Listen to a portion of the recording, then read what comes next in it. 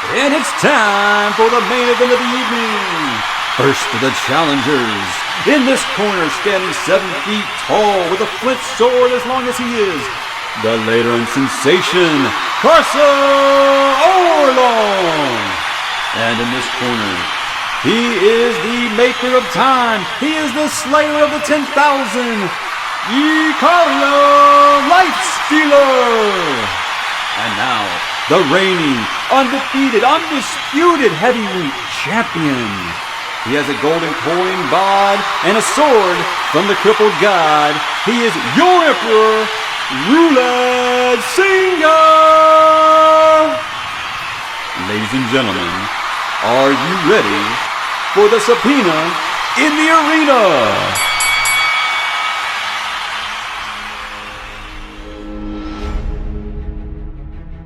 Power is violence. Its promise, its deed. Power cares nothing for reason, nothing for justice, nothing for compassion. It is, in fact, the singular abnegation of these things once the cloak of deceit is stripped away. This one truth is revealed. But never mind the truth. The past is what I say it is. That is the freedom of teaching the ignorant. I am not that cynical. In fact, I do not agree at all. Maybe when the willful blindness runs its inevitable course, there will be born willful wisdom, the revelation of seeing things as they are. Your cynicism lies in your willing abuse of others to consolidate your superiority over them. My cynicism is in regard to humanity's willful blindness with respect to its own extinction. Why, without a sense of humor, you are blind to so much in the world, to human nature, to the absurdity of so much that we say and do. And now that the power is in your hands, oh, how the rest of us suffer. Words are the weapons used by those who see others with contempt. A contempt which only deepens when they see how those others are deceived and made into fools because they chose to believe.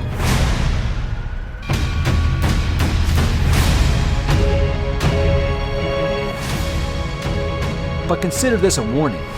Liars will lie and continue to do so, even beyond being called out. They will lie, and in time such liars will convince themselves, will in all self-righteousness divest the liars of culpability. Retribution seen in natural catastrophe is manufactured by all too eager and all too pious people, each one convinced the world will end, but spare them and them alone. But we all know the world is inherited by the obnoxious, not the righteous. No one chooses me. I do not give anyone that right. All choices belong to me. And the world, it can go fuck itself.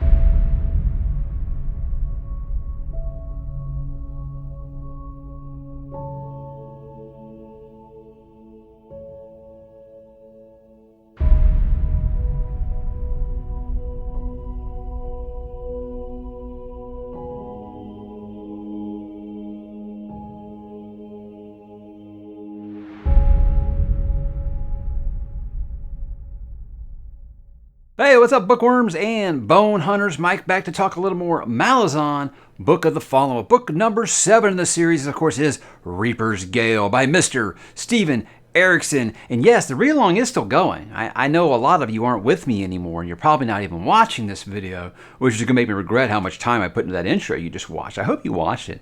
I don't know, a lot of people still skip those. It's weird. Anyway, I get it. You come here to get a book review, not a dramatic reading. Hey, no, it works for some. It doesn't work for others. 2007, guys, that's when this book came out. It's often listed as the most divisive book in the entire series. And the thing is I have looked at fans' top 10, like they rank all 10 of them. I've seen some put it in the top spot. I've seen some put it in the bottom spot. I don't know. Usually Dusted Dreams in the bottom spot. And we'll get to that in a little bit, guys. But Bone Hunters, right before this, was my favorite book in the series. So did this keep up that momentum, or did it pump the brake a little too much for my liking? We're going to get into it, guys. We're going to begin, like usual, by talking about what is this story about. Now, all is not well in the Lithari Empire. Roulette Singer, the Emperor of 1,000 Deaths, spirals into madness. Surrounded by his sycophants and agents of his Machiavellian chancellor, the Great Eater fleet, its warriors selected from countless numbers of people, draws closer. Amongst the warriors are Carson Orlong and Ikariam Lifestealer, each destined to cross blades with the Emperor himself. Against this backdrop, a band of fugitives seeks a way out of the Empire, but for one of them, Fear Singar, must find the soul of Scabandari Bloodeye. It is his hope that the soul might help halt the Tist Eater and to save his brother, the Emperor. Yet traveling with them is Scabandari's most ancient foe, Silchas Ruin, brother of Animander Rake, and his motives are anything but certain, for the wounds he carries on his back, made by the blades of Scabandari, are still fresh. And guys, that takes us into 2007, book number 7 out of 10 here. This is Reaper's Gale. Yes, I almost forgot the title of it. I'm not going to lie to you there. Let's do like usual, guys. What makes this one good or bad? The good. Look, this is the first time I felt like this is a straight continuation of the last book. Finally. You know, I'm always worried if it's not going to be a different continent, it's going to be a different timeline. Like, as in, we're going to be like, oh yeah, this happened like before the events of book 4, but after the events of book 6. That's kind of what the series has been doing the whole time. So I felt rather nice to be like, okay, it's still confusing. Don't let me get you wrong, but it's not confusing for that. It's basically these events all take place after what happened with the last book. And look, for me, the greatest thing about this book is anytime I get to spend some time cracking some skulls with Karsa Orlong, I'm having a good time. That is, since Tool basically disappeared from the story, I think in book 3, Karsa has picked up that torch and has become my favorite character in this series up to this point. But the thing is, he's on his way to have a little fight with my second favorite character in this series, and that is Ikariam. Ikariam Lifestealers, I've been calling him a lot. Same for Ikariam with this. Anytime he's on the page, I'm having a great time. I feel like you're getting more answers with Ikariam this time, but then you do the thing where you get like 2 more questions for each answer. So he is doing that character, I think, really, really well. The ending for the character is like, I don't know what just happened, but I can't wait to find out. There was a thing where I was kind of waiting for the main event. We'll talk about the main event in a little bit there, but it does concern, obviously, Karsa and Ikariam. Look, getting to see the Singar family again, that was a treat. Even if they weren't all together, you know, I did talk when I did my review for Midnight Tides, I talked about that one scene where all the brothers were like together, and it kind of had that thing where you have that feeling of it's the last time we're all going to be in the same room together. That's kind of how that felt there, and I think that was pretty accurate because they are all in different places in this one, but it's good to catch back up with them, see what they are up to, and actually see what has been going on. You do get that answer to why Troll got put in the predicament that he was in at the beginning of House of Chains. It's kind of anticlimactic, but I mean, I don't know what I was expecting with that, really. I mean, it was kind of what we all kind of predicted. We just didn't get to see in Midnight Tides. But you do get to see that here, even if it is just kind of recollection, you know, finding out about what has happened. Because you do hear about some things that have happened while Roulette has been ruling. And I think it's good to see these characters again. It's good to visit. If you liked Midnight Tides, I think that you'll like a lot of the things that do happen in this book. Some of the other characters here I got to talk about. Silchas Ruin. Is it Silchas Ruin? I don't know. I'm saying Silchas Ruin. Silchas. Yeah, I'm saying it. I think that at this point, I gotta say, I think that Silchas Ruin has passed Animander Rake as the coolest Tistandi. Because, look, Animander Rake was like the coolest cat in the world when I started the series. He's been a ghost since then. I mean, he was in book 1. He was mentioned in book 2, I think. And then he shows up at the end of book 3 after disappearing for most of it. And again, he's been a ghost like the whole time. Silchas Ruin's actually like doing stuff. You know, I feel like is Animander Rake is like that cool older brother that you assume is a badass, but then you meet Silchas Ruin, the other brother, and you're like, oh, but he actually like walks the walk of the stuff that he's talking. So yeah, I like what he's doing a lot in this book. I mean, any guy that's dual wielding, you know, you're interested in. But I feel like he's got a pretty good story in this. Where I was kind of like, I don't know what's going on to him previously. I really like what he does in this book. You do get, this is probably the biggest thing, the biggest positive about this book, and this is about the series as a whole really, is you get the answers about that ship, the Solanda, that's in the Nascent. You get to find out all the way back from Deadhouse Gates, where you had those questions about what is going on the ship. There's like a headless guy. I don't understand what's going on. You get those answers, and guys, let me tell you, it is one of the best long games, most satisfying things I have ever seen in a fantasy series. It was like, holy shit, my head was popping while reading it. It was that good. It was really good. And, you know, while it was a tragic ending for a character because the way the timeline pays out, it still, though, it's so good, guys. It made so much stuff make sense in hindsight. And that's the kind of stuff that I see where people say when they reread this, they're like, aha, they can see things. So yeah, just a great resolution to the whole stuff with the Salon, to all those unanswered questions. And it makes you realize, guys, he's not doing things in this series just for the hell of them. He's got things planned, and it makes me want to put my trust in him for some of the things that I don't like in this book, which we'll talk about. But I think something I've liked a lot, and I feel like we haven't gotten enough of, is the Ka-Change Them All. I really love. I mean, anytime you got raptors with blades for hands, that's just awesome stuff. That's like taking Crichton and adding some some fantasy warfare into it. I'm here for that. That's awesome. So you get two more of those in this. Sag Churok and Gunth Mock. How awesome are those names? That is totally like 80s metal band from Germany or something. That is just great stuff. I love that. But you don't really get too much of an explanation of these things, but when do you ever get an explanation of Ka-Change Them All in this series? I was just happy to see some more of them, because I didn't know if we're ever going to really come back in this series. So yeah, answers or not, I'm always cool to have some dinosaur companions along for the ride. I got to say, I think that he continues, like usual, to just create the most expansive fantasy world I've ever read. He continues to build on it here. In book 7 out of 10, he continues to expand this world and give you new people, new lands, new cultures. That is just like, wow, we're really doing this some more. And it's just massive, guys. I mean, any fantasy series that you can name, I can be like, it barely is a scratch on the surface compared to what this guy has done with this series. So that's one positive I'm never going to be able to take away from this series, is the ambition levels in these. Unmatched, at least stuff that I've read so far. So yeah, definitely put that under a good and maybe a bad, which we'll talk about. And I gotta say, Erikson continues to kill it with his climaxes. His final acts are right up there with Sanderson, right up there with Robert Jordan, in that you're waiting for that final act, and maybe that final act's so good it'll maybe make you forget about some of the things you didn't like along the way, because it's just that good. So yeah, his build may be slow sometimes, guys, but when you get to that final act, and these aren't just 3-act books. I think sometimes these books go 5 to 7 acts. I think that final act obviously is just again another home run for him in this series. Now I'll admit that didn't exactly go the way that I hoped, but it's still very good. Let's look at some of the not so good things here. Look, guys, this is book number 7 of the series. Okay, after Bone Hunters, I thought Convergence was here. I didn't think we were going to be getting all of these new characters and lands and cultures, but he does it again. And to me, that was a major drag down on this book.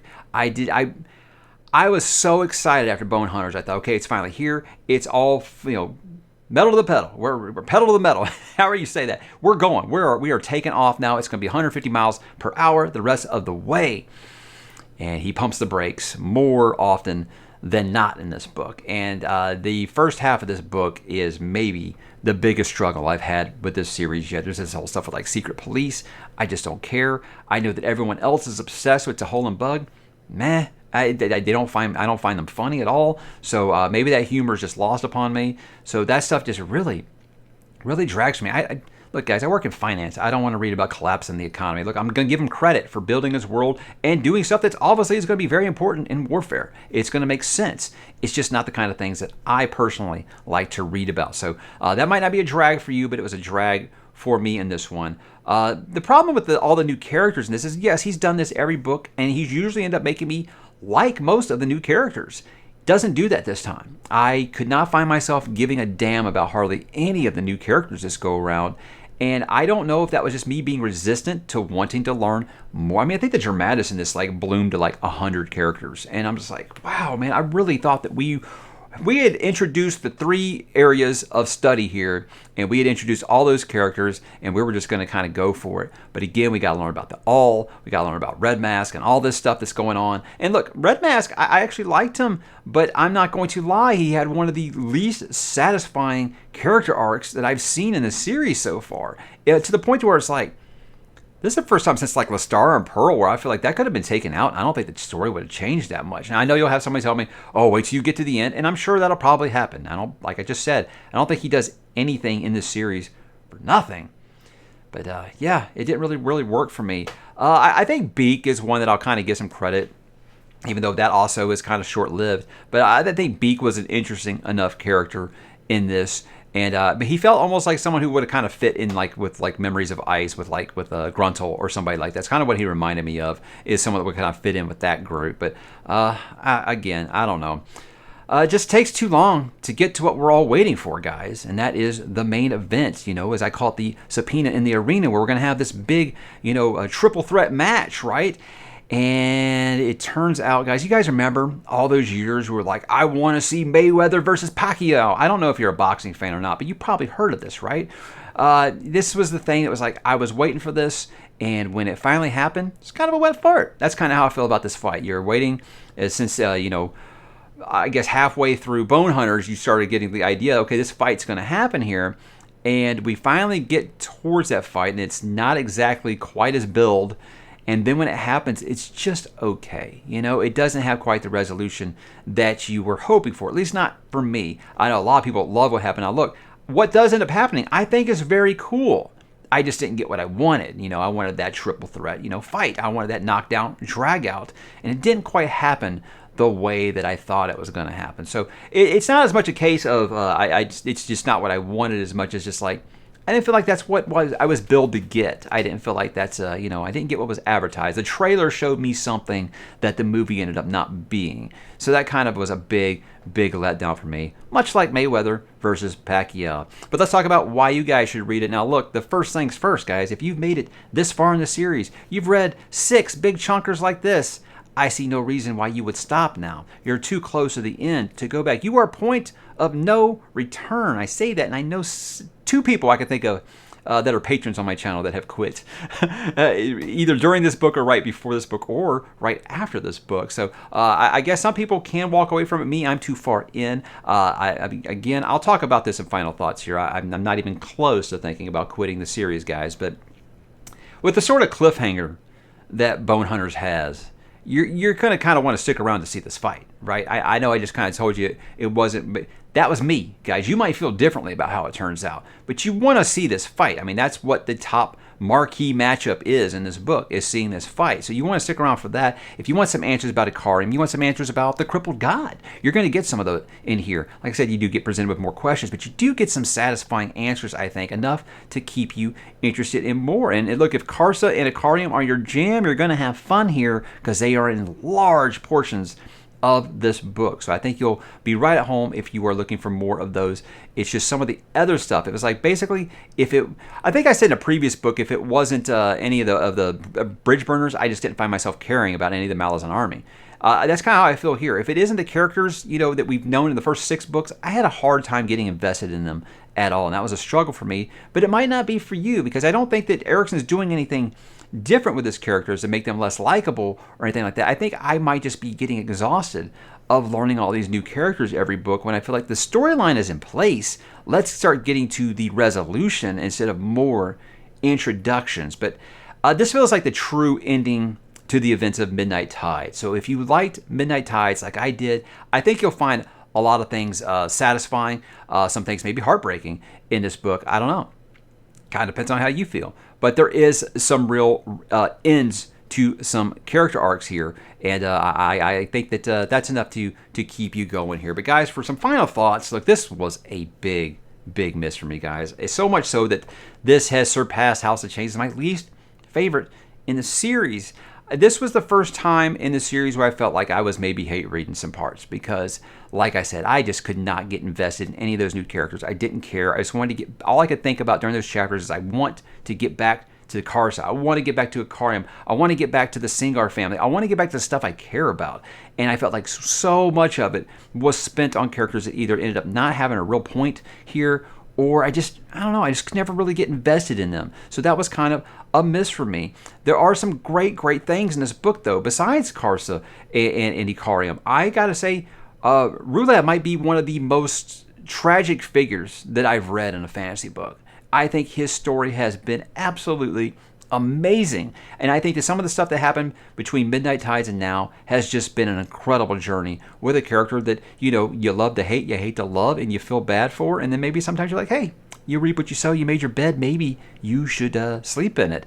So again, a very tragic figure that I think has done very, very well. But look, guys, if it wasn't for the singers, if it wasn't for cars, if it wasn't for a card, this book would have been like a complete mystery. And I feel like that's more than half of the book. So I'm going to kind of write it for a miss, because it's just like House of Chains. Carson was kind of like putting the whole cast on his back and carrying him here again. And as much as I like that character, these books are way too long for one character when there's that many characters to carry the whole thing for me. But I feel like I've been patient with the world building. I've given Erikson all the time in the world to develop this world. I'm like, okay, I like the way he's doing it. He'll do one book with this, the next book with that, then this, instead of doing it all at once and confusing you. But again, I felt like we were past that.